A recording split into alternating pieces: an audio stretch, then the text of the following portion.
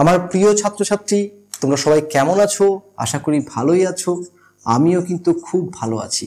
আচ্ছা, এবার পরেশ, তুমি তোমার একটা প্রিয় সংখ্যা বলো তো। তোমার সব থেকে প্রিয় সংখ্যা হচ্ছে 3, তাই তো? বাহ, খুব ভালো। এবার এদিক থেকে অনিমা, তুমি তোমার একটি প্রিয় সংখ্যা বলো তো। তোমার প্রিয় সংখ্যা হচ্ছে 6। বাহ, খুব ভালো বলেছো। বেশ, এইবার তোমরা ছোটবেলায় তো নামতা পড়েছিলে, সবাই পড়েছিলে, বলো তো তাহলে 3-এর ঘরের নামতা পড়লে আমরা কোন কোন সংখ্যাগুলো পাবো? 3-1-এ 3, 3-2-এ 6, 3-3-এ 9, 3-4-এ 12, 3-5-এ 15, 3-6 18। বাহ, খুব ভালো। বেশ, এবার 6-এর নামতা কে বলতে পারবে? হাত তোলো। বাবা, সবাই বলতে পারবে। বেশ, তাহলে 6-এর নামতাটা পরপর বলো। 6-1-এ 6, 6-2-এ 12, 3-6 18, 4-6 24, 5-6 30। বাহ, খুব ভালো বলেছো। সবাই চুপচাপ নিজের জায়গায় বসে পড়ো। এবার দেখো, এই যেগুলি আমি লিখলাম 3-এর ঘরে 3, 6, 9, 12, 15, 18, এগুলির কিন্তু নির্দিষ্ট একটা নাম আছে। বলো তো সেই নামটা কি, কে বলতে পারবে? ঠিক বলেছো, এর নাম হচ্ছে গুণিতক, তাই না? আমি পাশে লিখে দিলাম গুণিতক। তাহলে তোমরা দেখো, জেনে গেলে যে 3-এর বেশ কতগুলো গুণিতক আছে। 3, 6, 9, 12, 15, 18।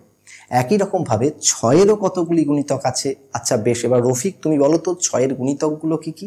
ঠিক বলেছো, 6-এর গুণিতক হচ্ছে 6, 12, 18, 24, 30। বাহ, খুব ভালো বলেছো, বসে পড়ো। তাহলে এটাও আমি পাশে লিখে দিলাম গুণিতক।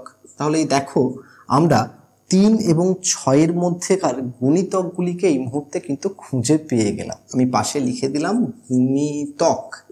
এইবার দেখো সবাই আমার হাতের দিকে, বলো তো আমার এই দুটো হাতের মধ্যে কি মিল আছে, কে বলতে পারবে? আমার এই দুটি হাতের মধ্যেই 5টা করে আঙ্গুল আছে। তাহলে এটা হচ্ছে এই দুটি হাতের একটা সাধারণ মিল। বাহ, তাহলে এইবার দেখো তো, এই যে 3-এর গুণিতকগুলি লিখেছি আর 6-এর গুণিতকগুলি লিখেছি, এই গুণিতকগুলির মধ্যে কোথায় কোথায় মিল আছে তোমরা খুঁজে বের করতে পারো কিনা? যেমন তোমরা খুঁজে বের করলে আমার দুই হাতেই 5টা আঙুল আছে, 5টা করে।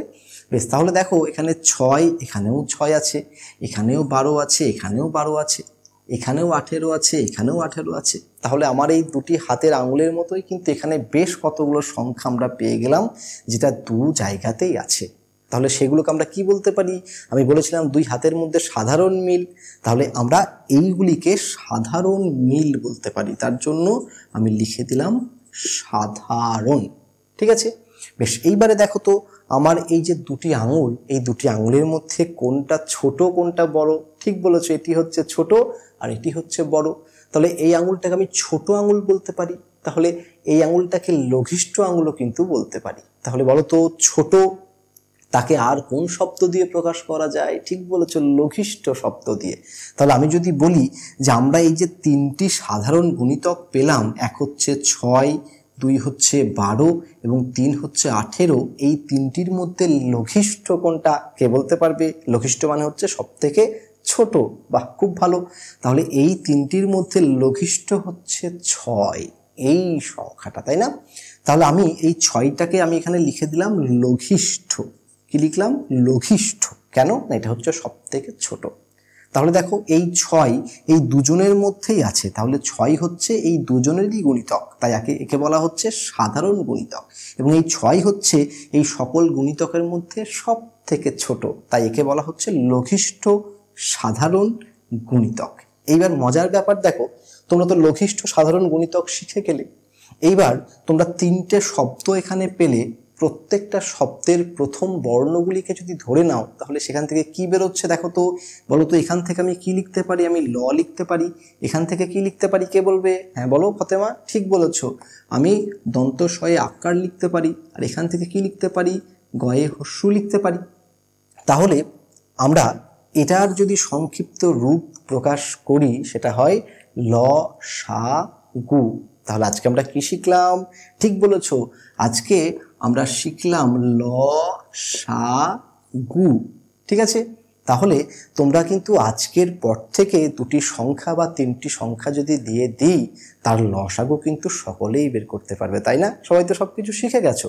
তাহলে আমরা লসাগু বলছি সেই সংখ্যাটিকে, যে সংখ্যাটি এই সংখ্যাগুলির গুণিতক এবং সব থেকে ছোট গুণিতক, তাকেই আমরা বলছি লসাগু।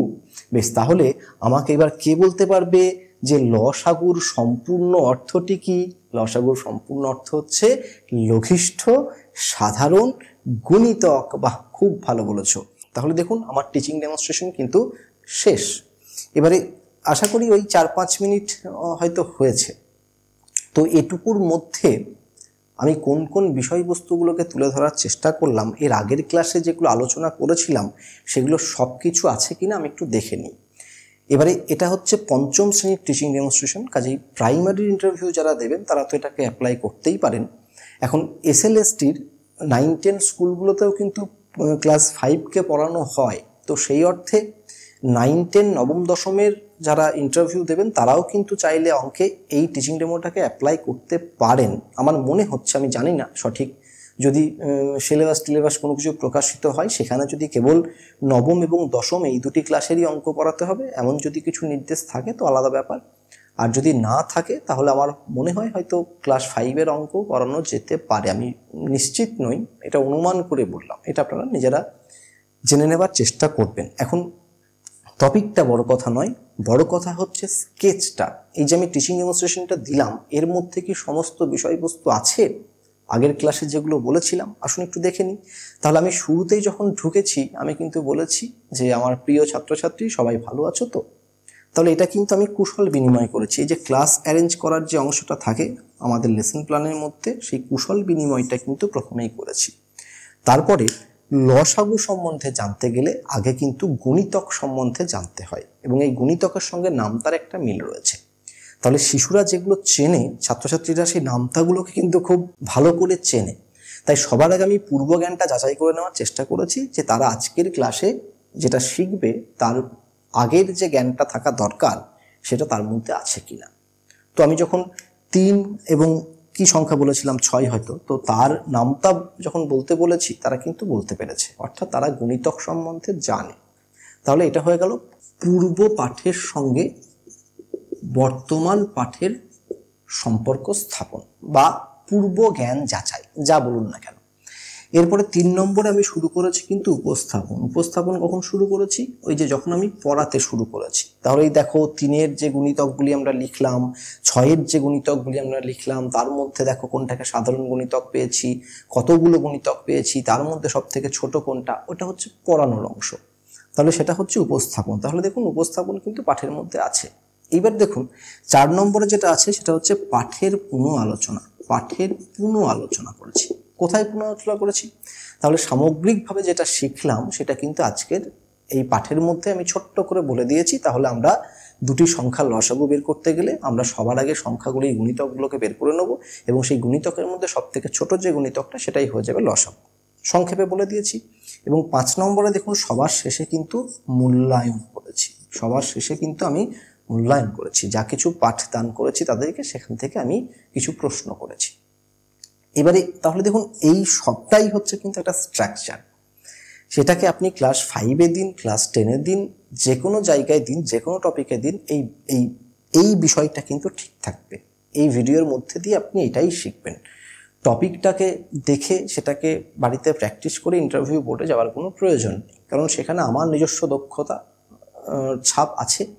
হতে পারে আপনি অন্য কোনো বিষয়ে দক্ষ, তাহলে আমি যে বিষয়ে দক্ষ সেই বিষয়ে আপনার দক্ষতা অর্জন করার প্রয়োজন নেই।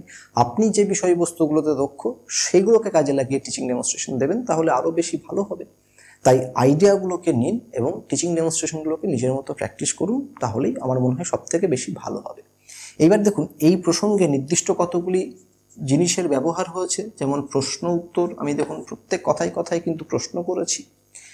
ব্ল্যাকবোর্ডের ব্যবহার, অঙ্কের ক্লাস ব্ল্যাকবোর্ডের ব্যবহার হবেই, সেটা নিয়ে আলাদা করে বলার কিছু নেই। এবং তৃতীয় হচ্ছে টিএলএম। আমি এখানে কোনো টিএলএম পাইনি, তার জন্য আমি আঙুলগুলোকে ব্যবহার করেছি। ছোট বড়োর মধ্যে পার্থক্য বোঝানোর জন্য এটা ব্যবহার করেছি। সাধারণ শব্দটিকে বোঝানোর জন্য দুটো হাত ব্যবহার করেছি। এগুলোই কিন্তু টিএলএম এর ব্যবহার।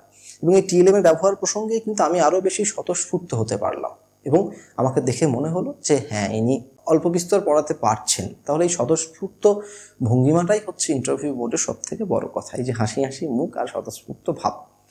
তাহলে বাড়িতে যখন আপনারা প্র্যাকটিস করবেন তখন যে কোনো একটা টপিককে মোটামুটি এইরকম করে দেওয়ার চেষ্টা করবেন। কোনো বইয়ে হয়তো এগুলো পাবেন না পরপর লেখা আছে এরকম করে, কিন্তু সামগ্রিক বিষয়বস্তুগুলোকে যদি আপনি বসে বসে তার চুলচেরা বিশ্লেষণ করেন তাহলে দেখবেন পদ্ধতিটা মোটামুটি এইরকমই দাঁড়িয়ে যাচ্ছে। এটা এবং প্রশ্ন উত্তর, ব্ল্যাকবোর্ডের ব্যবহার, টিএলএম আর শিশুদেরকে পাঠে এনগেজ করতে পারা এবং নিজের সঠিক উপস্থাপন ভঙ্গিমা, এগুলো দিয়ে হয়ে যাবে। তাহলে যারা প্রাইমারির ইন্টারভিউ দিচ্ছেন তারা চাইলে সরাসরি ডেমোটাকে ব্যবহার করতে পারেন, আর যারা এসএলএসটির ইন্টারভিউ দিচ্ছেন তাদের যদি পঞ্চম শ্রেণীকে অ্যালাউ করা যায় তাহলে অবশ্যই দিতে পারেন, আর যদি অ্যালাউ করা না যায় তাহলে এই টপিকটাকে দেওয়ার প্রয়োজন নেই। আপনি কনসেপ্টটাকে বুঝে নিলেন, বিষয়বস্তুটাকে, এবার সেখানে ক্লাস 9 বা 10-এর যে সিলেবাস আছে সেখানে যা অঙ্ক আছে সেগুলোকে সেই মতো করে এখানে ব্যবহার করতে হবে, তাহলেই হয়ে যাবে। তাহলে দেখা হচ্ছে অন্য কোনো এক ভিডিওতে, অন্য কোনো একদিন। ততক্ষণের জন্য আপনার এই বন্ধু বিশ্বদীপ নন্দীকে বিদায় দিন।